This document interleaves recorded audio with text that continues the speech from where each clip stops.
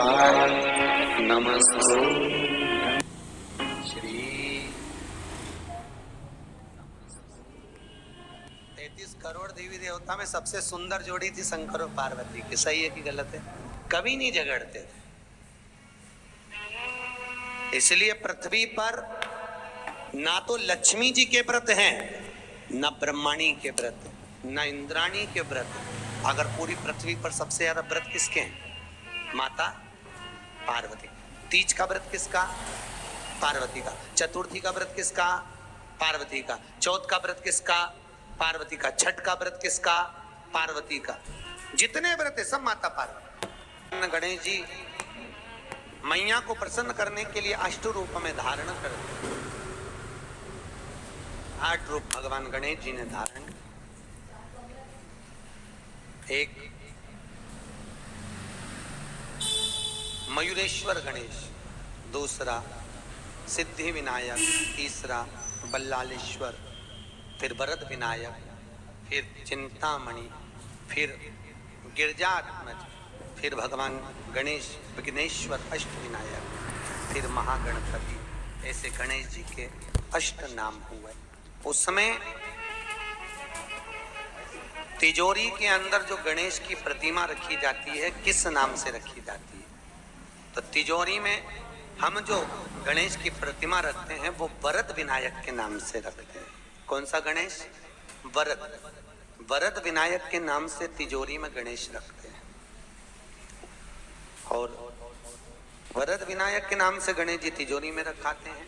आपको कथा में कहा था, घर में सीधी सूंड का गणेश और व्यापार व्यवसाय ऑफिस में उल्टी सूंड का गणेश होना चाहिए। वरद विनायक को तिजोरी में। जब मकान का गृह प्रवेश होता है तो गणेश जी की पूजन जो दरवाजे पर करी जाती है उसे सिद्धि विनायक गणेश कहते हैं। कौन सा गणेश?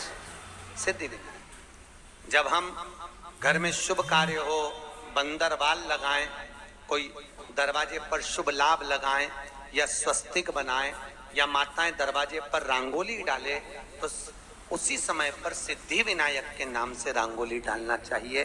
तो घर में लक्ष्मी बढ़ती है, सिद्धता बढ़ती है। याद रखिए, कभी भी गणेश जी को, मिट्टी के गणेश जी लाते हो भादो महीने में, तो विसर्जन करो तो विसर्जन के समय पर 2 बिंदी, एक कंकु की एक हल्दी की, दीवार पर जरूर लगा देना चाहिए। क्यों? क्योंकि गणेश जी हमारे यहाँ आते हैं तो रिद्धि सिद्धि के साथ आते हैं।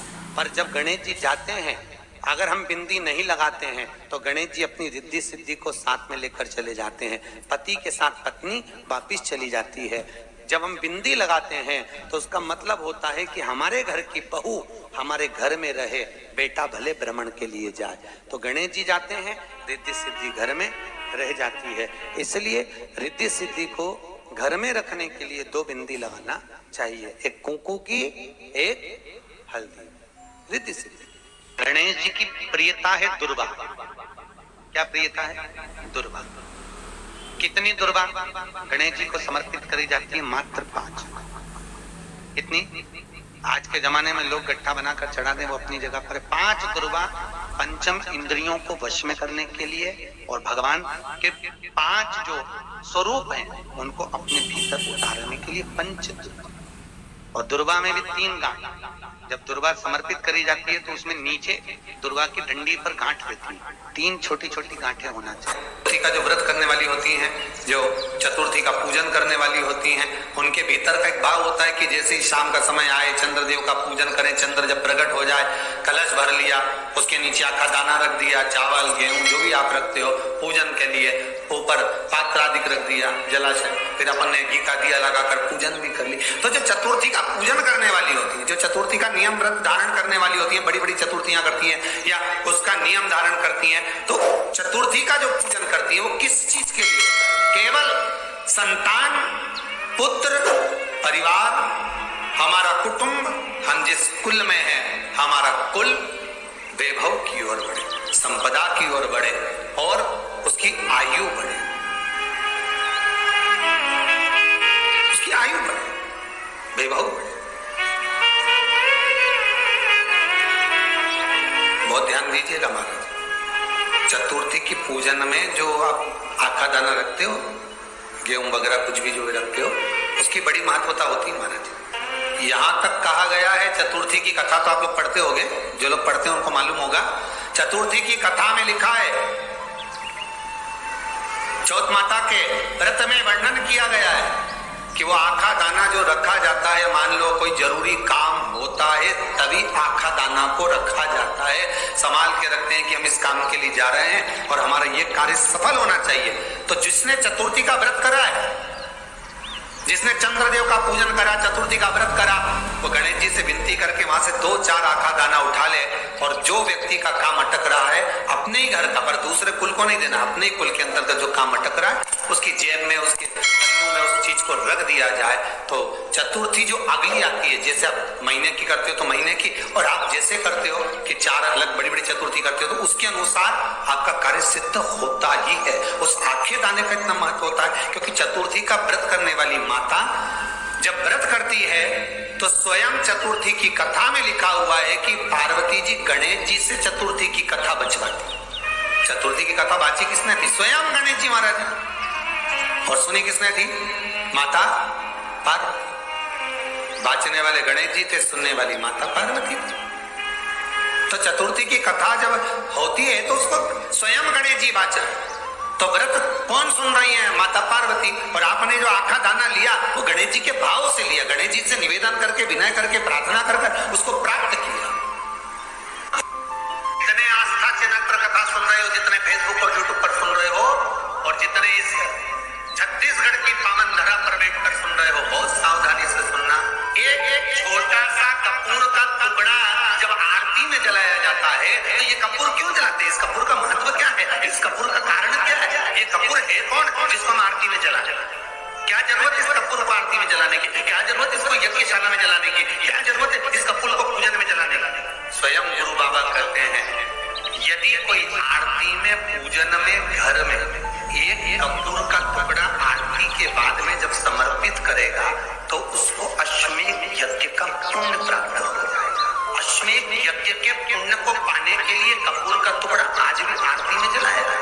एक कपूर का टुकड़ा सुख का, इसीलिए हमारे यहाँ शास्त्र कहता है महाराज, जब आपको घर में अगर ऐसा लगने लगे कि 15 दिन से बहुत बेचैनी है, बहुत दुख तकलीफ लग रही है, कोई ना कोई बीमार पड़ रहा है, कुछ ना कुछ तकलीफें लग रही है, तो एक पीपल का पत्ता ले लो, उसके ऊपर कपूर का टुकड़ा ले लो, सारे घर में घुमाकर उसको दरवाजे के बीच मध्य में जलाकर रख दीजिए। थोड़ी सी देर लगे, 20 से 25 मिनट के अंदर मकान में एनर्जी वापस आ जाएगी, उस भवन में एनर्जी वापस आ जाएगी। 20 से 25 मिनट के अंदर एनर्जी वापस। लग रहा है कि यहाँ नेगेटिव है तो उसको पॉजिटिव बनाया जा सकता है। रात को 12 बजे शंकर जी के मंदिर में शिवलिंग पर चढ़ी हुई बेलपत्री को उठाकर शंकर मंदिर का शिखर देखकर चबा चबा कर खा लीजिए।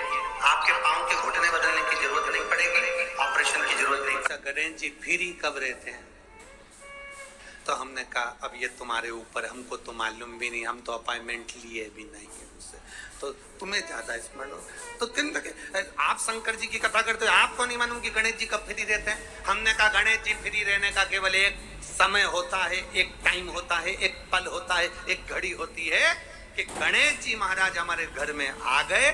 गणेश जी की सबसे पहली जो आरती हो, उस आरती के समय पर अगर धूप बत्ती जलाई जाए या गोबरी को जलाकर उसमें गूगल छोड़ी जाए और गूगल छोड़ने के बाद गणेश जी का नाम ध्रुम वर्ण कह दिया जाए तो गणेश जी को तुम्हारे घर की पूजा स्वीकार करना पड़ती है। बस वो समय हम तो बस उतना जानते हैं कि शिव महापुराण में लिखा और मुद्गल पुराण में लिखा, गणेश पुराण में लिखा, गणेश जी का एक नाम होता है ध्रुम वर्ण।